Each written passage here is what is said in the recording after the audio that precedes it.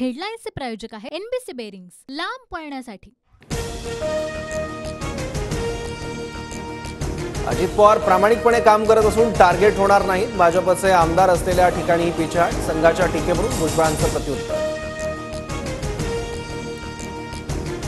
अमित शहांनीच मला तिकीट देण्याचं ठरवलं। फडणवीस बावनकुळेंनी सांगितल्यानंच कामाला लागलो, पण उमेदवारी घोषित न झाल्यानं मला दुःख। टीव्ही9च्या मुलाखतीतून भुजबळांकडून नाराजी व्यक्त। बाळासाहेब ठाकरेंसोबत राज ठाकरेंचे मतभेद कसे झाले? राज ठाकरेंची मागणी काय होती? बाळासाहेबांच्या अटकेच्या टीकेवरून मंत्री भुजबळांचा टीव्ही9च्या मुलाखतीतून पलटवार। शरद पवार आणि उद्धव ठाकरेंबद्दल बोललो, त्याप्रमाणे निकालात सहानुभूती दिसलीच। आता सावध होऊन काम करणं अपेक्षित, भुजबळांचं सूचक वक्तव्य।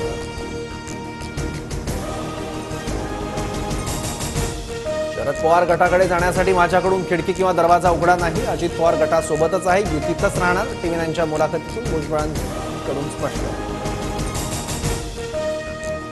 अजित पवारांच्या अडचणी वाढल्या। शिखर बँक घोटाळा प्रकरणातील क्लीन चिटवर अण्णा हजारेंचा आक्षेप, क्लोजर रिपोर्टला आव्हान देणार। यूज अँड थ्रो ही भाजपची प्रवृत्ती, भाजप लोकनेत्यांना संपवतो। अण्णा हजारेंच्या भूमिकेनंतर रोहित पवारांचा भाजपवर निशाणा। रोहित पवार आकसापोटी बोलतायत, महायुतीचं सरकार मजबूतीनं काम करत आहे। रोहित पवारांच्या आरोपावर बावनकुळेंचं प्रत्युत्तर।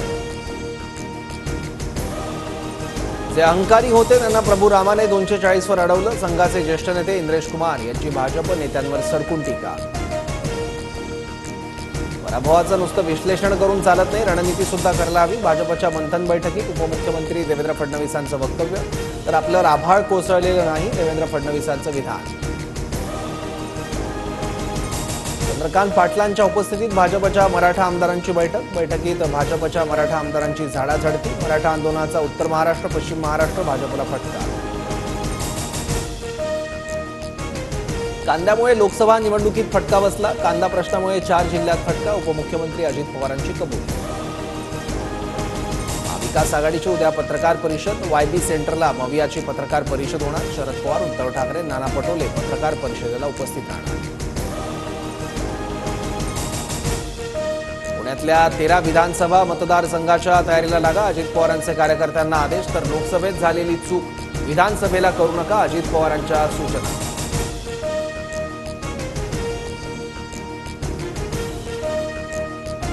नगरचे नवनिर्वाचित खासदार निलेश लंकेंनी घेतली गुंड गजा मारणेची भेट। गजा मारणेकडून निलेश लंकेंचा सत्कार। गजा मारणे यांच्याशी झालेली भेट हा केवळ अपघात होता, गजा मारणेची पार्श्वभूमी माहीत नव्हती, निलेश लंके यांचं स्पष्टीकरण। 27 जून ते 13 जुलैपर्यंत महाराष्ट्र विधानसभेचं पावसाळी अधिवेशन। कामकाज सल्लागार समितीच्या बैठकीत शिक्कामोर्तब, तर कामकाज सल्लागार समितीच्या बैठकीला अजित पवार अनुपस्थित।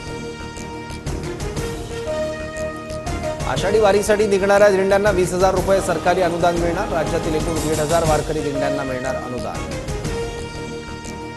आता थेट वाणिज्य मंत्रालय ठरवणार कांद्याचे दर। नाफेड आणि एनसीसीएफचे अधिकार गोठवले। लोकसभा निवडणुकीत पराभव झाल्यावर केंद्र सरकारचा निर्णय।